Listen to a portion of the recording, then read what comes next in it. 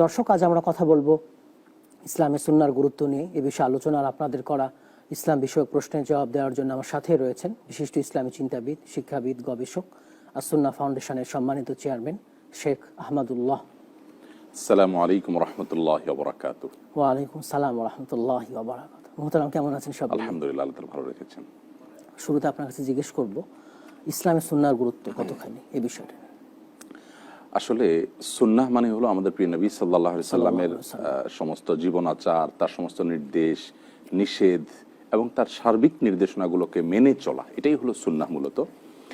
কোরআনে কারীম আল্লাহ রাব্বুল আলামিনের নির্দেশ, সেটাকে বোঝার জন্যই আল্লাহ রাব্বুল আলামিন তার রাসূলকে পাঠিয়েছেন। প্রত্যেক নবী রাসূলগণ এসে আল্লাহর নির্দেশগুলোর ব্যাখ্যা বিশ্লেষণ করে থাকেন। অতএব আল্লাহ রাব্বুল আলামিনের নির্দেশের গুরুত্ব যদি কেউ বুঝে থাকেন, তাহলে নবী সাল্লাল্লাহু আলাইহি সাল্লামের সুন্নাহর গুরুত্ব তাকে অবশ্যই বোঝার কথা। কারণ আল্লাহ রাব্বুল আলামিনের নির্দেশ নিজে নিজে বা আমার যেমনি খুশি সেভাবে আমি অবশ্যই বোঝার সুযোগ নেই। রাসূল আকরাম সাল্লাল্লাহু আলাইহি সাল্লামের মাধ্যমে আমাকে বোঝার চেষ্টা করতে হবে। সেজন্য মানব জীবনে, একজন মুসলিমের জীবনে সুন্নাহর কোনো বিকল্প হতে পারে না। ইবাদত বন্দেগীতে আমরা যেন সুন্নাহকে অনুকরণ করি, সেজন্য আমাদেরকে আল্লাহ রাব্বুল আলামিন কোরআনে কারীমে নির্দেশ করেছেন, কুল ইন কুনতুম তুহিব্বুনাল্লাহ ফাত্তাবিউনি ইউহিব্বুকুমুল্লাহ। তোমরা যদি আল্লাহর ভালোবাসার দাবি করে থাকো, ঈমানদার হওয়ার দাবি করে থাকো, তাহলে হে রাসূল আপনি বলে দিন যে আপনাকে যেন অনুসরণ করে।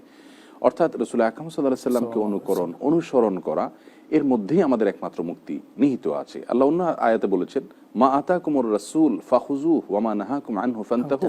তোমাদেরকে রাসূল যা দিয়েছেন, যা নির্দেশ করেছেন, সেগুলো তোমরা গ্রহণ করবে, আর তিনি যা থেকে নিষেধ করেছেন সেগুলো তার কাছেও তোমরা যাবে না।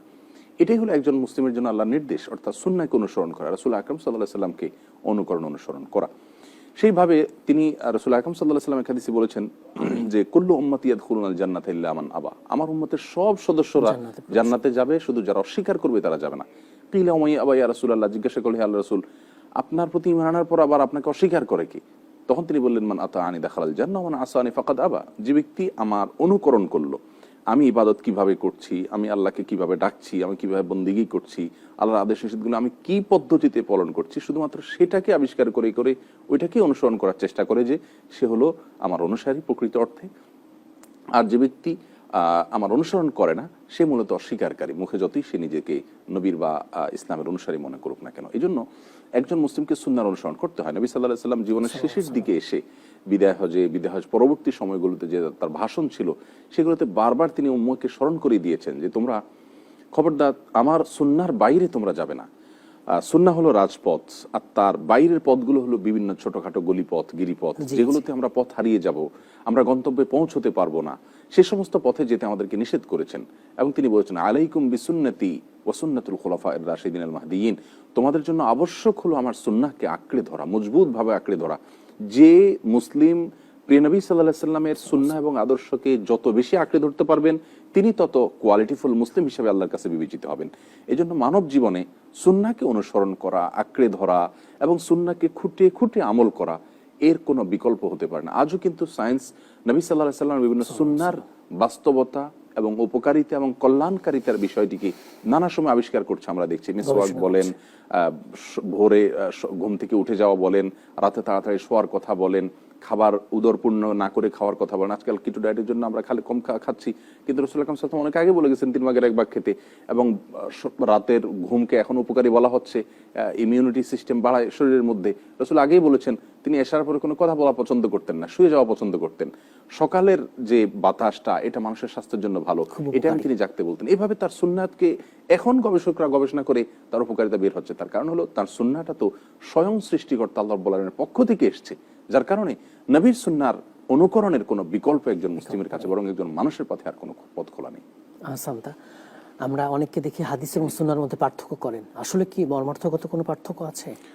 আসলে এটা খুব সাধারণ মানুষ, আমার মনে হয় যে একেবারে সাধারণ মানুষ আমরা যারা আছি, তাদের বোধহয় এই সমস্ত বিষয়গুলো নিয়ে খুব বেশি মাথা ব্যথা নেই। তারপর আমরা অনেকে করে থাকি।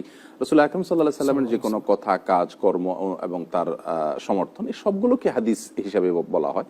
আর হাদিস এবং সুন্নাহর ভিতরে একাডেমিকলি মত পার্থক্য করে থাকেন মুহাদ্দিস উলামা একরাম, ফুকাহা একরাম, উলামা একরামের এক জমাত। আবার অনেকে মনে করেন উভয়টা একটা আরেকটার প্রতিশব্দ অনেকটা, মূলত খুব বড় কোনো পার্থক্য নেই। জি, আসসালামু আলাইকুম ওয়া রাহমাতুল্লাহ। কে বলছেন, কোত্থেকে বলছেন, প্রশ্ন করবেন? জি, আসসালামু আলাইকুম। ওয়া আলাইকুম আসসালাম। জি, আমি চিটাগং থেকে বলছি। জি ভাই, আপনার প্রশ্ন করুন। জি জি, আমার প্রশ্ন যে ও হুজুরকে করছে যে ওই যে আমরা কি লা ইলাহা ইল্লাল্লাহ মুহাম্মদ রাসূলুল্লাহ বলবো নাকি লা ইলাহা ইল্লাল্লাহু মুহাম্মদ রাসূলুল্লাহ, মানে এটা শুধু কোনো লা ইলাহা জিকিরের ইল্লাল্লাহ কথা পড়বেন। বলছেন? সঠিক এটাই আর কি। জিকির আমাদের হিসাবে সাথে পড়ার থাকবেন। জন্য বলছেন। জি, জিকির হিসাবে একজন মুসলিম শুধু লা ইলাহা ইল্লাল্লাহ জিকির করবে। কোরআন এবং হাদিসের কোথাও লা ইলাহা ইল্লাল্লাহু মুহাম্মাদুর রাসূলুল্লাহ এই পূর্ণাঙ্গের বাক্যের কোনো জিকিরের কথা বলা হয়নি। লা ইলাহা ইল্লাল্লাহ শব্দ অর্থ হলো আল্লাহ ছাড়া সত্যিকার কোনো ইবাদত এবং উপাস্য নেই, মাবুদ নেই, সত্যিকারের কোনো হকদার, ইবাদতের হকদার কেউ নেই। এটা হলো লা ইলাহা ইল্লাল্লাহর মিনিংস। আর মুহাম্মাদুর রাসূলুল্লাহর অর্থ হলো যে মুহাম্মদ সাল্লাল্লাহু আলাইহি ওয়াসাল্লাম আল্লাহ তাআলার রাসূল।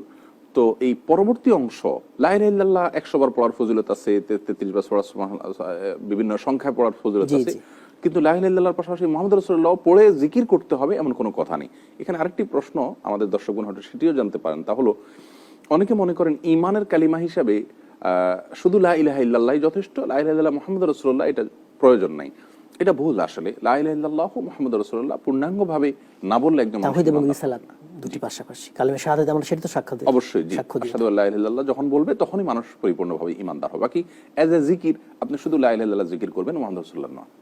আহসান। আরেকটা প্রশ্ন হচ্ছে রাসূলুল্লাহ সাল্লাল্লাহু আলাইহি ওয়াসাল্লামের জন্মদিন, এটা নিয়ে কোনো একাধিক মত আছে কিনা? আরেকটি ফোন নিয়ে ফিরবো ইনশাআল্লাহ। আসসালামু আলাইকুম ওয়া রাহমাতুল্লাহ। পরিচয় দিয়ে প্রশ্ন করবেন। জি হ্যাঁ, হ্যাঁ বলুন। হ্যালো আসসালামু আলাইকুম। ওয়ালাইকুম আসসালাম ওয়া রাহমাতুল্লাহ। ওই যে আমি নাজিমউদ্দিন বলছি। জি হ্যাঁ বলুন। বলেন।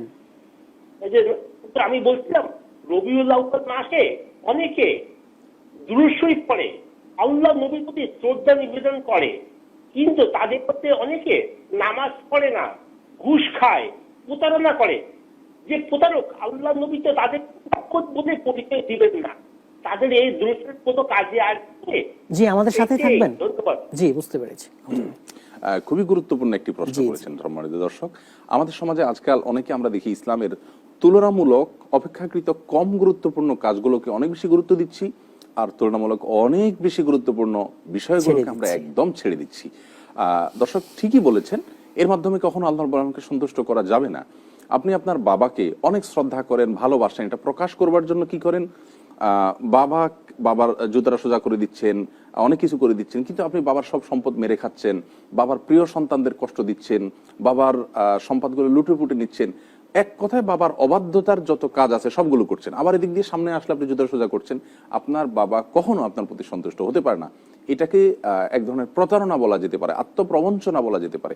আমাদের যে সমস্ত ভাইয়েরা আলহামদুলিল্লাহ নবী সাল্লাল্লাহু আলাইহি ওয়াসাল্লামের প্রতি দরুদ প্রেরণ করছেন, নবী সাল্লাল্লাহু আলাইহি ওয়াসাল্লামের প্রতি ভালোবাসা প্রকাশ করছেন, হজ উমরা করছেন এবং ইতিবাচক ভালো কাজগুলো করছেন, আমরা তাদেরকে অনুরোধ করব আপনার ভালো কাজগুলো তখনই ভালো কাজ হিসেবে বিবেচিত হবে যখন আপনার জন্য এর চেয়ে গুরুত্বপূর্ণ বিষয়গুলোর গুরুত্ব আপনি অনুধাবন করতে পারবেন। অতএব তাদের যে ভালো কাজ আছে সেটা আমরা ছেড়ে দিতে বলবো না, বরং তার পাশাপাশি অন্যান্য এর চেয়ে গুরুত্বপূর্ণ ভালো কাজগুলো গুরুত্ব আমরা দিতে বলবো। দর্শক ঠিকই বলেছেন যে কারোর অধিকার হক নষ্ট করে দিয়ে, কাউকে কষ্ট দিয়ে, কোনো শ্রমিকের বেতন না দিয়ে, কোনো অধীনস্থর প্রতি দুর্ব্যবহার করে, কোনো মানুষের অধিকারকে নষ্ট করে আমি সুবহানাল্লাহ আলহামদুলিল্লাহ বললে তাতে কখনো আমি আল্লাহর সন্তুষ্টি অর্জন করতে পারবো না। আহসান। তাই পর্যায়ে বিরতি নেব। দর্শক, সময় হলো বিরতির, একটু পরে ফিরবো। ফিরে এসে আলোচনা শুনবো, প্রশ্নের জবাব শুনবো। আমাদের সঙ্গেই থাকবেন ইনশাআল্লাহ।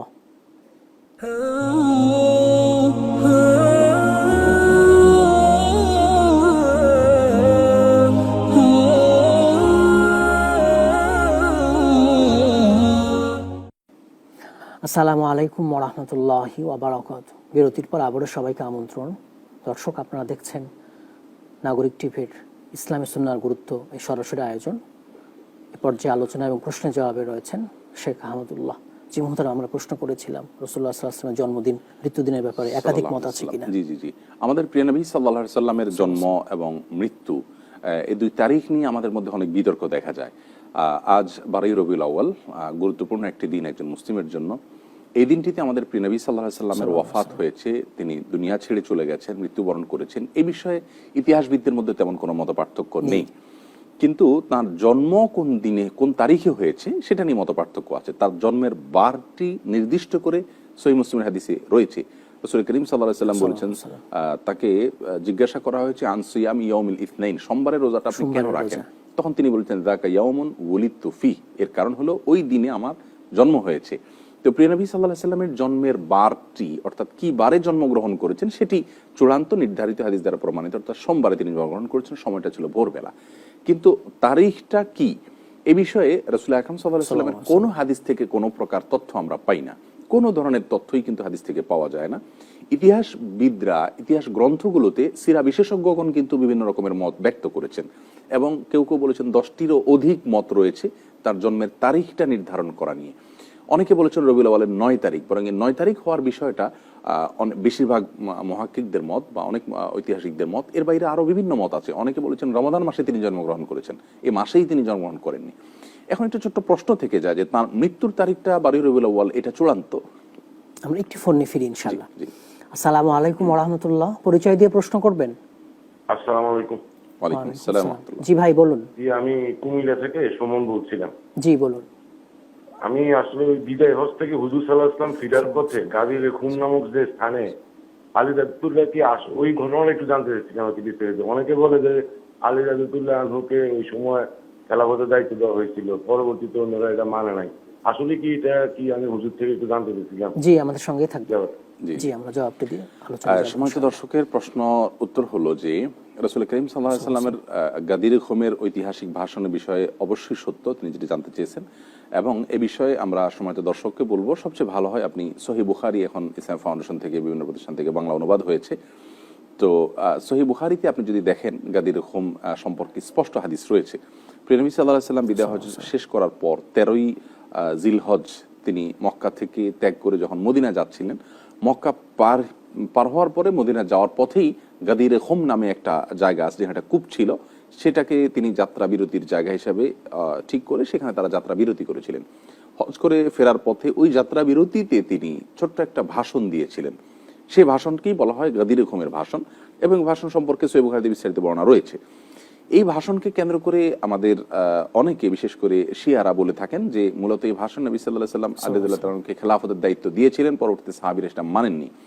রাসূল আকরাম সাল্লাল্লাহু আলাইহি সাল্লামের কোন নির্দেশ সাহাবীরা মানেননি এবং ঐক্যবদ্ধভাবে সবাই তার নির্দেশকে লঙ্ঘন করেছেন, এই কথা শুধুমাত্র সে ব্যক্তি বলতে পারেন যিনি রাসূল আকরাম সাল্লাল্লাহু আলাইহি সাল্লামের সাহাবীদের তার অনুকরণের প্রতি কি পরিমাণ মরিয়া ছিলেন এবং জীবন বাজি রেখে তার অনুকরণ করার চেষ্টা করছেন, এই বিষয়ে যারা জানেন না তারা বলতে পারেন শুধুমাত্র। আমরা শুধু এটুকু বলবো যে গাদির খুম সম্পর্কে নবী সাল্লাল্লাহু আলাইহি ওয়াসাল্লাম ওখানে বলেছেন আলী রাদিয়াল্লাহু তাআলা সম্পর্কে যে আমি আলী রাদিয়াল্লাহু তাআলা আলীর আমি অভিভাবক, এবং আলীকে যেন মানুষ সবাই ভালোবাসে, হোসেন রাদিয়াল্লাহু তাআলাকে যেন সবাই ভালোবাসে, তাদের ভালোবাসা ঈমানের অংশ, অর্থাৎ ঈমানের দাবিতে রাসূলের পরিবারকে যেন সবাই ভালোবাসে, তার পরিবারের হকের কথা বলেছেন। সন্দেহাতীতভাবে অন্য সাধারণ সাহাবীদের চাইতে রাসূল আকরাম সাল্লাল্লাহু আলাইহি ওয়াসাল্লাম পরিবারদের প্রতি আমাদের অনেক বেশি হক রয়েছে, সেসব কথা তিনি বলেছেন, এবং আলী রাদিয়াল্লাহু তাআলার কিছু বৈশিষ্ট্যের কথা বলেছেন, তার প্রতি বন্ধুতার কথা প্রকাশ করেছেন। এর মানে এই নয় যে তাকে তিনি খেলাফতের দায়িত্ব দিয়েছেন, এটা সত্য নয়। জাযাকুমুল্লাহ খাইর। আমরা আলোচনা করছিলাম জন্ম তারিখ নিয়ে রাসূলুল্লাহ সাল্লাল্লাহু আলাইহি ওয়াসাল্লাম। যে জায়গায় আমরা ছিলাম যে আসলে রাসূল আকরাম সাল্লাল্লাহু আলাইহি ওয়াসাল্লামের মৃত্যুর তারিখটা রবিউল আউয়াল 12 তারিখ, এটি চূড়ান্ত এবং প্রমাণিত, কিন্তু তার জন্মের তারিখটা নিয়ে মতপার্থক্য কেন হয়েছে? এর সরল উত্তর হলো যে তিনি যখন মৃত্যুবরণ করেছেন তখন কিন্তু তিনি মহামানব, গোটা বিশ্বের মানুষ তাকে চিনে জানে, অতএব তার মৃত্যুর তারিখ সংরক্ষণ করবার জন্য লক্ষ লক্ষ মানুষ পড়ে আছে। জি। আসসালামু আলাইকুম ওয়া রাহমাতুল্লাহ। পরিচয় দিয়ে প্রশ্ন করবেন। জি আসসালামু আলাইকুম। ওয়ালাইকুম আসসালাম। জি ভাই বলুন। আমি সুনামগঞ্জ ধর্মঘাট থেকে বলছি, আমার নাম মোহাম্মদ বাদল মিয়া। জি বলুন। আমি একজন ভালো বক্তার মুখ থেকে শুনছি যে ওই সাত আসমান সাত জমিনে আল্লাহ পাক আদম আলাইহিস সালামের মতো আরো আদম আলাইহিস সালাম আছে, মুসা আলাইহিস সালামের মতো আরো মুসা আলাইহিস সালাম আছে, মুহাম্মদ সাল্লাল্লাহু আলাইহি সাল্লামের মতো আরো মুহাম্মদ সাল্লাল্লাহু আলাইহি সাল্লাম আছে। এটা আমি সঠিকটা জানতে চাইতেছি। জি আমাদের সাথেই থাকবেন। জি আমাদের সাথেই থাকবেন। সম্মানিত দর্শকের উত্তর হলো যে এ সম্পর্কে তিনি যে বক্তার কাছ থেকে শুনেছেন সেটি সঠিক নয়, এবং সঠিক তথ্য হলো যে একজন নবী মুহাম্মদ সাল্লাল্লাহু আলাইহি ওয়াসাল্লাম, আদম আলাইহিস সালাম একজন, তাদের একাধিক কোনো ভার্সন নেই। এ সম্পর্কিত একটি হাদিসের উল্লেখ করে সংশ্লিষ্ট কোনো বক্তা উল্লেখ করে থাকতে পারেন, কিন্তু সেই হাদিসটিকে মুহাদ্দিস উলামা একরাম তার সনদ যাচাই করে এটা সঠিকতা খুঁজে পাননি, অর্থাৎ এটি বিশুদ্ধতার মানদণ্ডে উত্তীর্ণ নয়। যার কারণে আমরা বলবো যে এই ধারণা আমরা রাখবো না যে 7 জন মোহাম্মদ একজন এবং আপনার 7 জন নবী, সব নবীদেরই 7টা ভার্সন রয়েছে, এটি মোটেও সঠিক নয়, হাদিস দ্বারা এটি প্রমাণিত নয়। আসান্তা, আমরা জন্ম তারিখ নিয়ে কথা জন্ম তারিখে আমরা বলছিলাম যে তিনি জন্মের যখন গ্রহণ করেছেন তখন কিন্তু তিনি মহামানব হিসেবে সকলের কাছে পরিচিত ছিলেন না, যার কারণে তার জন্ম তারিখ সংরক্ষণের বিষয়টি এত গুরুত্বপূর্ণ ছিল না। এর চেয়ে তো বড় উত্তর হলো, এর চেয়ে বড় গুরুত্বপূর্ণ বিষয় হলো জন্ম দিবস পালনের যে কালচার, এই কালচারটা কিন্তু বেশি দিন আগের না, কয়েক দশক আগে গেলে আপনি আর পাবেন না খুঁজে। তো আমাদের দেশে তো 2 দশক আগেও আপনি দেখবেন না জন্মদিবস পালনের বিষয়টি মানুষটা ইসলামের বিধানও না। তাহলে সেক্ষেত্রে 1400 বছর আগে জন্মদিবসের কোনো কালচারই যখন ছিল না সমাজে, বিশেষ করে আরব সমাজে, তখন জন্মদিবস সংরক্ষণটি এত বেশি গুরুত্বপূর্ণ তাদের কাছে ছিল না, যার কারণে এটা নিয়ে মতপার্থক্য দেখা দিয়েছে। আর একজন মুসলিম হিসাবে নবী সাল্লাল্লাহু আলাইহি সাল্লামের মৃত্যুর দিনে আমাদের কষ্ট লাগার কথা, কিন্তু সেই দিবসকে কেন্দ্র করে কোনো আনুষ্ঠানিকতার নির্দেশ কিন্তু আমাদেরকে দেওয়া হয়নি। আচ্ছা, নবী সাল্লাল্লাহু আলাইহি সাল্লামের জন্মের পরে তিনি 63 বছর প্রায় বেঁচে ছিলেন এবং তার ওয়াফাতের পরে তার সাহাবীদের অস্তিত্ব পৃথিবীতে প্রায় 100 বছর পর্যন্ত ছিল, টিকে প্রায় 100 বছর পর্যন্ত ছিল। এরপর সাহাবীরা ছিল। এর মধ্যে রাসূল নিজের জন্ম দিবস তিনি নিজে কখনো সাহাবীদেরকে উৎসাহিত করা, নিজে পালন করা, এরকম কোনো কিছু তিনি করেছেন কিনা, সোমবারে রোজা রাখা ছাড়া? কেউ যদি রাসূলের প্রেমে ভালোবাসায় তার জন্মের দিনটাকে স্মরণীয় করে রাখতে চায়, তাহলে সেটাকে শুকরিয়া আদায় করে প্রত্যেক সপ্তাহে রোজা রেখেছেন, প্রতি সপ্তাহে সোমবার রোজা রেখেছেন। আমরা বছরের একটা দিন শুধুমাত্র ঘটা করে আনুষ্ঠানিকতা করি, এবং মানে আমাদের ব্যাপারটি এমন দাঁড়িয়েছে যে রবিউল আউয়াল এলে তোমারই গান গাই, রবিউল আউয়াল গেলে তোমায় ভুলে যাই। এটা তো একজন মুসলিমের আদর্শ হতে পারে না। ভালোবাসার প্রমাণ হবে প্রতি মুহূর্তে, প্রতি ক্ষণে তার অনুকরণের মাধ্যমে, তার অনুসরণের মাধ্যমে। বিধায় নবী সাল্লাল্লাহু আলাইহি সাল্লামের জন্মের তারিখ যাই থাকুক না কেন, এটা নিয়ে আমাদের বিতর্ক বর্ষা না করে আমরা কে কতটা তার অনুসারী হতে পেরেছি, এটা নিয়ে আমাদের দেখা দরকার এবং ভাবা দরকার। হাসান, তাই কি ফোন নিব। আসসালামু আলাইকুম ওয়া রাহমাতুল্লাহ, পরিচয় দিয়ে প্রশ্ন করবেন। ওয়া আলাইকুম আসসালাম। জি বলুন। বলছি যে আজানের সময় তো বলা হয়ে থাকে যে আশহাদু আন্না মুহাম্মাদুর রাসূলুল্লাহ, তো আমরা এখানে জবাবে কি সাল্লাল্লাহু আলাইহি ওয়াসাল্লাম কথাটা বলবো কি না? আর হচ্ছে আজানে বলা হয়ে থাকে যে হাইয়ালাস সালাহ হাইলাল ফালাহ, তো আমরা এখানে কয়বার লা হাওলা ওয়ালা কুওয়াতা ইল্লা বিল্লাহ কয়বার বলবো? জি, আমাদের সঙ্গে থাকবেন। জি মোহতারাম। জি, আশহাদু আন্না মুহাম্মাদুর রাসূলুল্লাহ যখন শুনবো, আমরা আজানের জবাব দিতে হয়। নবী সাল্লাল্লাহু আলাইহি ওয়াসাল্লাম বলেছেন কুলু মিসলা মা ইয়াকুলুল মুআজ্জিন। হাদিসটি সহিহ মুসলিম সহ অন্যান্য হাদিস গ্রন্থে বর্ণিত হয়েছে। এর অর্থ হলো মুয়াজ্জিন আজানের সময় যা বলে তোমরা হুবহু তার সাথে সাথে বলো। মুয়াজ্জিনের 2 ভাবে সাড়া দিতে হয়। আজান দেওয়ার পরে তার সাড়া দিয়ে মসজিদে যাওয়া, এটা হলো ওয়াজিব। আর মুখে মুয়াজ্জিন যা বলেছেন তার সাথে একত্রতা পোষণ করে হুবহু সে বাক্যগুলো বলা, এটা হলো সুন্নাহ, মুস্তাহাব। এটা যদি করে কেউ, মুয়াজ্জিন যে পরিমাণ আজান দিয়ে সওয়াব পাচ্ছেন, যত মানুষ তার আজান শুনে নামাজ পড়ছে সে পরিমাণ সওয়াব আল্লাহ তাআলা জবাব দাদা দিবেন। এখন কথা হলো জবাব দিতে কি আমরা কিভাবে জবাব দিব? এর বর্ণনা সহিহ মুসলিম হাদিসে আসছে যে যা বলে তা বলতে হবে। অতএব আশহাদু আন্না মুহাম্মাদুর রাসূলুল্লাহ যখন বলবে তখন আমরা হুবহু সেটাই বলবো। সাল্লাল্লাহু আলাইহি ওয়াসাল্লাম এখানে বলবো না। আজান শেষে যখন আমরা আজানের জবাব দেওয়া শেষে দোয়া পড়তে যাব, তখন সাল্লাল্লাহু আলাইহি ওয়াসাল্লাম পড়ার বিষয়টি সহিহ হাদিসে বর্ণিত আছে, যার কারণে আজানের জবাব দেওয়া শেষ, তারপরে সাল্লাল্লাহু আলাইহি ওয়াসাল্লাম বলবো। মাঝখানে শুধু আশহাদু আন্না মুহাম্মাদুর রাসূলুল্লাহই বলবো। স্পষ্ট হাদিসে বলা আছে ওয়া ইযা ক্বালা আশহাদু আন্না মুহাম্মাদুর রাসূলুল্লাহ কুলু আশহাদু আন্না মুহাম্মাদুর রাসূলুল্লাহ। সহিহ মুসলিম হাদিস, মুয়াজ্জিন যখন আশহাদু আন্না মুহাম্মাদুর রাসূলুল্লাহ বলবে, তোমরা আশহাদু আন্না মুহাম্মাদুর রাসূলুল্লাহ বলবে। সাল্লাল্লাহু আলাইহি ওয়াসাল্লাম বলতে এখানে বলা হয়নি। নামাজের মধ্যে যে রাসূলের নাম আসে তাহলে সাল্লাল্লাহু আলাইহি ওয়াসাল্লাম নয়, সেটা পরে বলতে হবে। আর হাইয়া আলাস সালাহ হাইয়া আল ফালাহ সম্পর্কে দর্শক জানতে চেয়েছেন। 4 বার আসে, 2 বার হাইয়া আলাস সালাহ, 2 বার হাইয়া আল ফালাহ।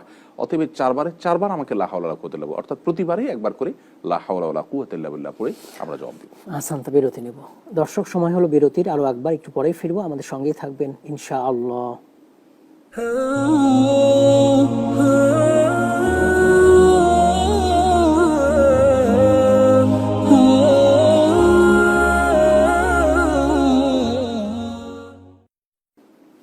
আসসালামু আলাইকুম ওয়া রাহমাতুল্লাহি ওয়া বারাকাতুহু। বিরতির পর আবারও সবাইকে আমন্ত্রণ। দর্শক, আমরা কথা বলছিলাম ইসলামী সুন্নাহর গুরুত্ব নিয়ে। আলোচনা এবং প্রশ্নের জবাবে রয়েছেন শেখ আহমদুল্লাহ। মোহতারাম, আমরা একটি ফোন নিয়ে ফিরবো ইনশাআল্লাহ। আসসালামু আলাইকুম ওয়া রাহমাতুল্লাহ, পরিচয় দিয়ে প্রশ্ন করবেন। আসসালামু আলাইকুম। আমি যতটুকু বলছিলাম হুজুর। জি ভাই বলেন। আমি বলছি, আমরা যখন নামাজ পড়ি ইমামের পিছনে, হ্যাঁ, মানে আমরা সাধারণত জানি আর কি যে ইমাম যেভাবে আপনার নামাজ পড়াবেন, ফলো করবেন, আমরা সেটা ফলো করবো আর কি। তো অনেক সময় আমাদের নামাজের সময় আলহামদুলিল্লাহ পড়ার পরে শেষে অনেক মুসল্লি দেখি জোরে আমিন বলে, জোরে আমিন। আচ্ছা আচ্ছা। এবং ওনারা একে মনে করে ওই যে এক মুসল্লির সাথে আর একজন পায়ে পা লাগাই যায়। এখন নামাজের সময় অন্যান্য যারা মুসল্লি আছে যে জোরে আমিন বলার ক্ষেত্রে, তাদের তো নিশ্চয়ই সমস্যা হয়, বা এরকম আমিন বলা কি ঠিক হবে কিনা? হাসান তা আমাদের সাথেই থাকবেন। জি মোহতারাম, আপনি দুইটা জবাব দেবেন ইনশাআল্লাহ। আসলে রাসূল করিম সাল্লাল্লাহু আলাইহি সাল্লাম থেকে সালাত প্রসঙ্গে ব্যাপক পরিমাণ হাদিস পাওয়া যায়, বহু সংখ্যক হাদিস পাওয়া যায়। সে সমস্ত হাদিসগুলোর ভিতরে ওয়াইল ইবনে হুজর রাদিয়াল্লাহু তাআলা আনহু হাদিসে জোরে আমিন বলার বিষয়টিও রাসূল আকরাম সাল্লাল্লাহু আলাইহি সাল্লাম থেকে প্রমাণিত, আবার নীরবে আমিন বলার হাদিসটিও প্রমাণিত। অর্থাৎ কোনোটিকেই অশুদ্ধ বা উড়িয়ে দেয়া যায় এরকম নয়। অতএব দর্শক যদি জানতে চেয়েছেন যে এটি হাদিস দ্বারা প্রমাণিত, কিন্তু অবশ্যই হাদিস দ্বারা প্রমাণিত। এবং বাংলাদেশের যত উলামা ইকরাম আছেন, যে কোনো মসজিদের ইমাম খতিব যারা ভালো পড়াশোনা আছেন, তারা প্রত্যেকেই জানেন যে এই বিষয়ে হাদিস রয়েছে। অতএব যারা জোরে আমিন বলছেন তারা হাদিস বিরোধী কোনো কাজ করছেন না। তবে একটি বিষয় খুবই গুরুত্বপূর্ণ, এখানে দর্শক জানতে চেয়েছেন যে ইমাম যেভাবে করে সেভাবে করব কিনা। এখন ইমাম কোনো সুন্নাহ যদি তরক করেন, কথার কথা আমার দৃষ্টিতে কোনো সুন্নাহ তিনি তরক করছেন, তো আমি সেই সুন্নাহ তরক করব না, আমি করে যাব, এতে আমার সালাতের কোনো অসুবিধা হবে না। ইমামের অনুকরণের অর্থ হলো কি, সেটা হাদিসে ব্যাখ্যা করা হয়েছে। তিনি যখন কেরাত পড়বে তখন তুমি শুনবে, যখন জোরে কেরাত পড়বে। আর তিনি যখন রুকুতে যাবে তুমি তারপরে রুকুতে যাবে, তিনি যখন সেজদা যাবে তারপরে সেজদা যাবে, তিনি যখন সালাম ফিরাবেন তারপরে সালাম ফিরাবে। এটা হলো ইমামের অনুকরণের মিনিং। ইমামের অনুকরণের অর্থ এই নয় যে কথার কথা ইমাম অশুদ্ধ সূরা ফাতিহা পড়ছে আমি অশুদ্ধ পড়বো। ইমামের অনুকরণ করার অর্থ এই নয় যে ইমাম সূরা ফাতিহার পরে বিসমিল্লাহ পড়লেন না, সুন্নাহটা আদায় করলেন না, আমি পড়বো না, এরকম না। ইমাম তিনবার তাসবিহ পড়লেন না, আমি তাড়াহুড়া করলেন, আমি এরকম না। বিষয়টা হলো যে ধারাবাহিকতা ইমামের অনুকরণ করার নির্দেশ করা হয়েছে। তবে দর্শক একটি কথা খুবই গুরুত্বপূর্ণ বলেছেন, কোন মসজিদে যদি অন্যান্য মুসল্লিরা জোরে আমিন বলাতে ডিস্টার্ব ফিল করেন, তাহলে সেক্ষেত্রে অন্য মুসলিম যিনি যার দৃষ্টিকোণ থেকে মতপার্থক্য আছে তার মতে জোরে আমিন বলা দরকার, তার এই বিষয়ে স্যাক্রিফাইস করা উচিত। জোরে আমিন বলাটা তার দৃষ্টিতেও সুন্নাহ বড় জোর, কিন্তু একজন মানুষকে ডিস্টার্ব করা এটা কিন্তু গুনাহের কথা। বিধায় অন্যরা যদি ডিস্টার্ব ফিল করেন এবং বারবার তাকে নোটিস করে থাকেন, তাহলে অবশ্যই তার উচিত সেটা বিবেচনা রাখা এবং কারোর ক্ষতি ডিস্টার্ব যেন না হয় সেটি খেয়াল করা। আর পায়ের ফাঁকার বিষয়টা হলো, পায়ের মধ্যে ফাঁকা, দুজন মুসল্লির মধ্যে ফাঁকার জায়গা থাকা উচিত নয়। এখন করোনাকালীন সময়ে শারীরিক দূরত্বের কথা বলা হচ্ছে, সেটি একটা ভিন্ন পরিস্থিতির কারণে।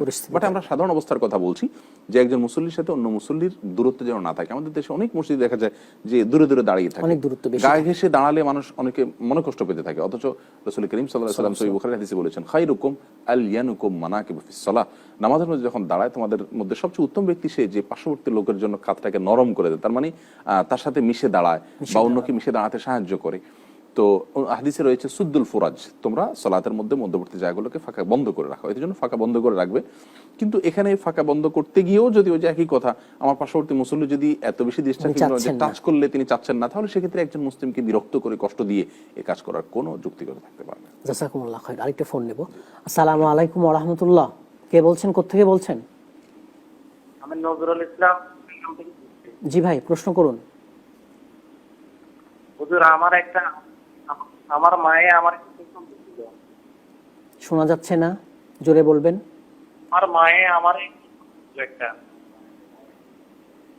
আচ্ছা আচ্ছা, হ্যালো, জি আমাদের সঙ্গে থাকবেন।